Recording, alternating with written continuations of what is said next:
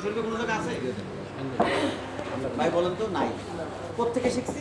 রাসূলের হাদিস থেকে শিখছি। এই জন্য রাসূলের জীবনটা হলো একটা প্র্যাকটিক্যাল কোরআন। রাসূলের পূর্ণাঙ্গ জীবনটা হলো একটা প্র্যাকটিক্যাল কোরআন। হযরত আয়েশা রাদিয়াল্লাহু আনহার কাছে এক সাহাবী জিজ্ঞেস করেছেন, রাসূল সাল্লাল্লাহু আলাইহি ওয়াসাল্লামের জীবনী সম্পর্কে কিছু বলুন। আয়েশা রাদিয়াল্লাহু কি বলেছেন? উত্তর দিয়েছেন, তোমরা কি কোরআন পড়ো না? কত সিম্পল উত্তর, তোমরা কি কোরআন পড়ো না? কোরআনটাই রাসূলের জীবন। এই যে রাসূলকে হিজরত করালেন সেই কোন পাহাড়ে আমরা সকলেই জানি, সেখানে একটা মাকড়সার জাল দিয়ে আল্লাহ তাআলা একটা ওসিলা, কিন্তু কাফেরদেরকে আল্লাহ ওখানে চিনালেনই না, সেই সক্ষমতা দিলেন না। ইব্রাহিম আলাইহিস সালামকে যে নমরুদ আগুনে পোড়ালো, তা আগুন তো ছিলই, তো পুড়লো না কেন? আগুনের যে দাহ ক্ষমতা, পোড়ানোর ক্ষমতা আল্লাহ তাআলা ওটা তুলে নিয়েছেন। আগুন তুই আগুনই থাক, ক্ষমতা তো আমার হাতে, তুই পোড়াতে পারবি না আর মানুষ, তুই শীতল হয়ে যারা ফুলের জন্য। আমার ইব্রাহিম আলাইহিস সালাম আগুন শীতল হয়ে গেছে। ইব্রাহিম আলাইহিস সালাম যখন তার ছেলেকে কুরবানি করলেন, উনি যে কুরবানি করেছিলেন তো ওনার ছেলে কুরবানি হলো না কেন? আল্লাহর হুকুমে ছেলে অটোমেটিক সরে গেল, ফেরেশতার মাধ্যমে সরে গেল, আবার একটা দুম্বা কোরবানিও হয়ে গেল না? এই জন্য আল্লাহর যে মানে আল্লাহ যা করতে চান, আল্লাহর সাথে সাথেই আল্লাহ বললেই হয়ে যায়। কোন ফা দেখুন, আল্লাহ যদি বলেন যে এটা হও, সাথে সাথে সেটাই হবে। রাসূলের জীবনটা হলো কোরআন শরীফ। তো রাসূলের জীবনী পড়লে আমরা কী পাচ্ছি? আমাদের দাওয়াতি কাজ পাচ্ছি, আমাদের উপরে মানুষের উপর জুলুম নির্যাতন আসবে সেটা পাচ্ছি, আবার আমাদের উপরে আমরা ইসলামী রাষ্ট্রের প্রধান হব সেটাও পাচ্ছি।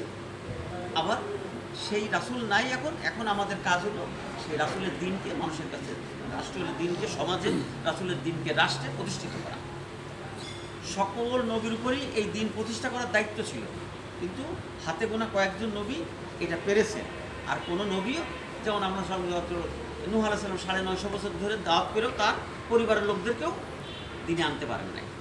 রাসূল সাল্লাল্লাহু আলাইহি ওয়াসাল্লাম যখন মৃত্যুর আগেও, রাসূল সাল্লাল্লাহু আলাইহি ওয়াসাল্লামের পিতা চাচা আবু তালিব, আমরা জানি না যে রাসূল সাল্লাল্লাহু আলাইহি ওয়াসাল্লাম কী বলেছেন, যে একবার লা ইলাহা ইল্লাল্লাহ মুহাম্মদ রাসূলুল্লাহ পড়েন, তাহলে আমি সুপারিশ করতে পারবো আল্লাহর কাছে, কিন্তু উনি সেটা পড়েন নাই।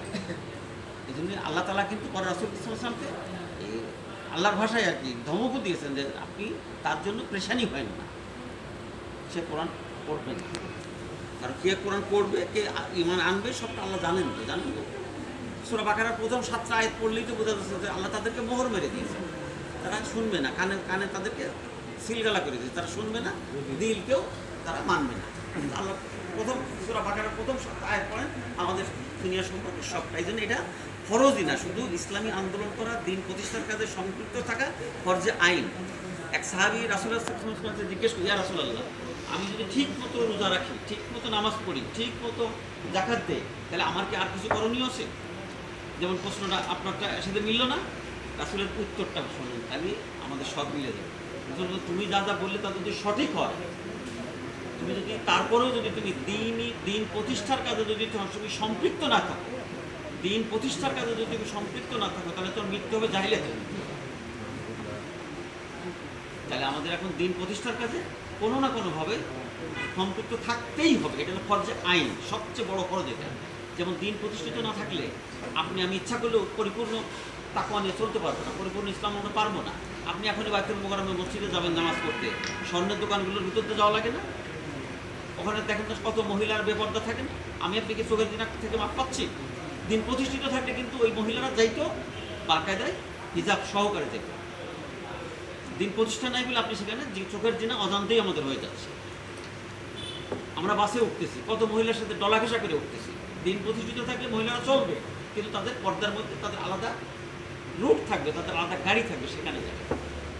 দিন প্রতিষ্ঠা নাই বলে আমাদের যতই বলি আমাদের ঈমান, আমাদের আমল পরিপূর্ণভাবে আদায় করা সম্ভব হচ্ছে না। আর সর্বোপরি কথা হলো, আমি আজকে যতটুকু বললাম এর থেকে আপনার যদি সন্তুষ্ট আসে আলহামদুলিল্লাহ, না আসলেও আমরা কোরআন যত পড়বো সব দিল ক্লিয়ার হবে। শ্বাসকষ্ট হলে যেমন একটা স্প্রে নেয় না, ডাক্তার সে ভালো করতে পারবেন না, এলোপ্যাথিকে কী হয়, সেকেন্ডের মধ্যেই মুখটা ক্লিয়ার হয়ে যায়। কোরআন আমরা যদি অধ্যয়ন করতে পারি, কোরআন যদি বুঝতে পারি, হাদিস যদি পড়তে পারি, তাহলে আমাদের সব ক্লিয়ার হয়ে যাবে ইনশাআল্লাহ। কিছু হলো আশা করি।